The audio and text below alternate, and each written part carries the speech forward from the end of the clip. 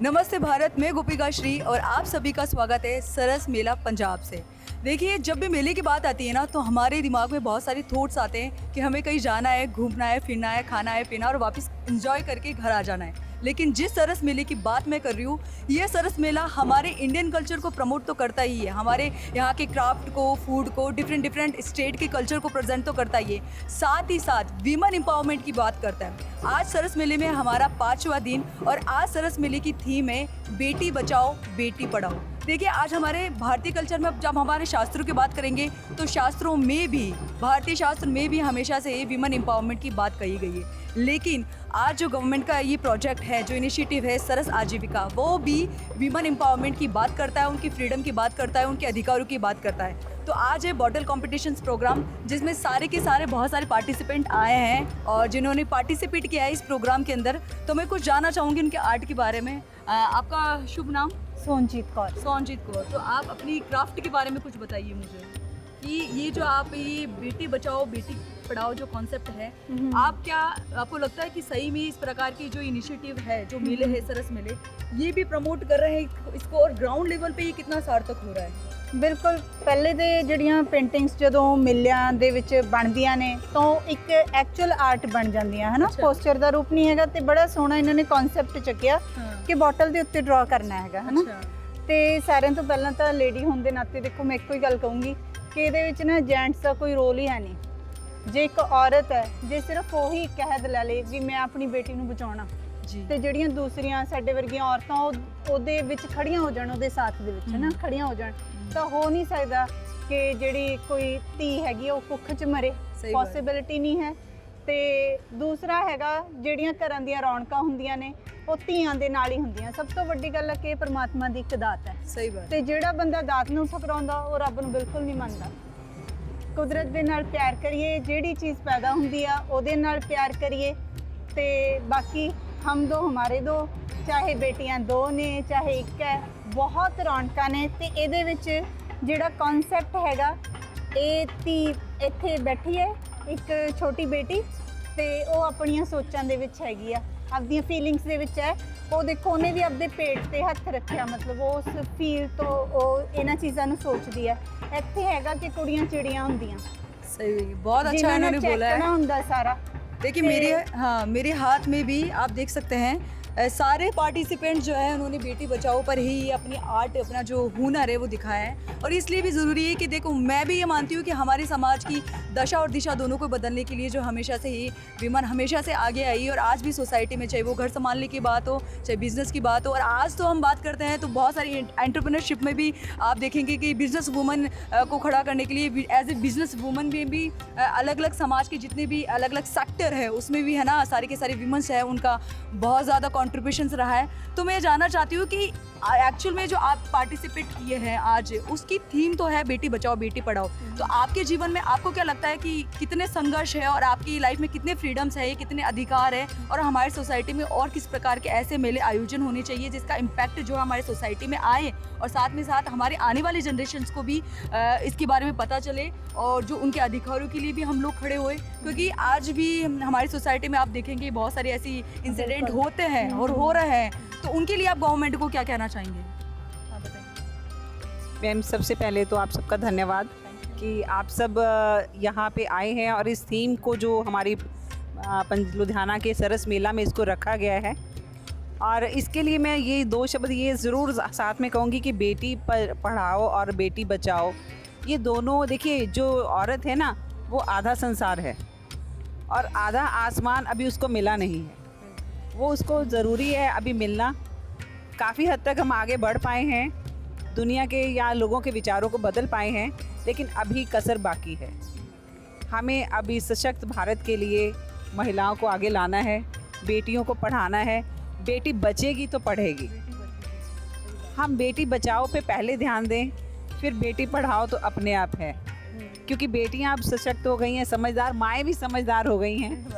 वो अब बेटी को पढ़ाने से गुरेज नहीं करती हैं। अगर कहीं कुछ रिबेल होता भी है, सबसे पहले माँ खड़ी होती है कि मेरी बेटी पढ़ेगी। मेरी कला में भी मेरी माँ का हाथ है।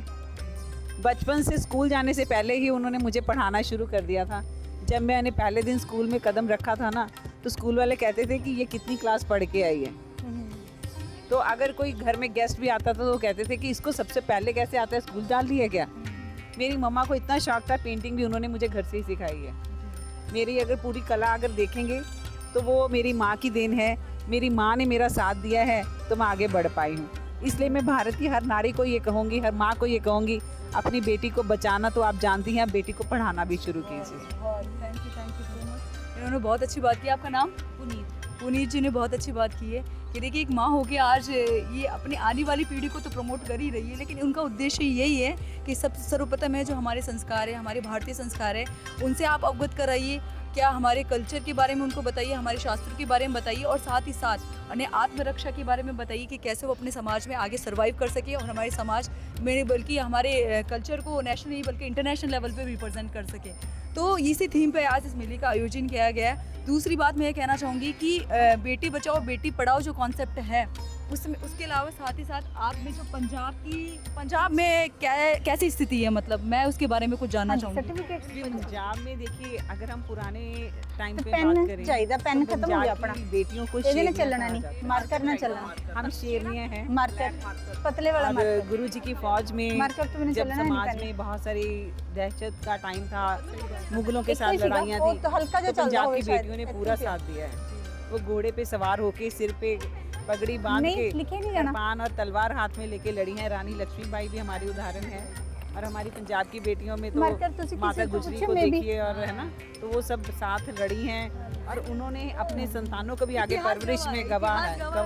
मेरे पास उन्होंने अपनी संतान को वीर बनाया है। एक माँ ही अपने बच्चों को आगे वीर बना सकती है। आत्मा में बसा है, यहाँ की जो मिट्टी है उसमें बसा है कि किस तरीके से जो है जब देश के सम्मान की बात आई, देश की रक्षा की एक बात मिनट, आई, सिर्फ यही नहीं कि विमन हमेशा कि भाई पुरुषों का ही सहयोग रहा है, हमेशा महिलाओं का भी सहयोग रहा बीच है। में कुछ ऐसा दौर रहा है ਇਹਦੇ ਨਾਲ कि सर बहुत बेटियां ज्यादा कुछ पीछे रह गई है। थी। कुछ समाज बड़ा में मोटा। कुछ आप समझो कि ऐसे वाकयात होने लगे कि बेटियों को आगे करने से लोग डरने लगे, लेकिन अब समाज बदल इंक रहा है। पेन है, हम इंक पेन समाज नहीं बदल कर रहा दोगे? है। हमारे पंजाब की लड़कियां तो आप वैसे ही जानते हो, खेल कूद में, पढ़ाई में, स्पोर्ट्स में सबसे आगे रहती हैं।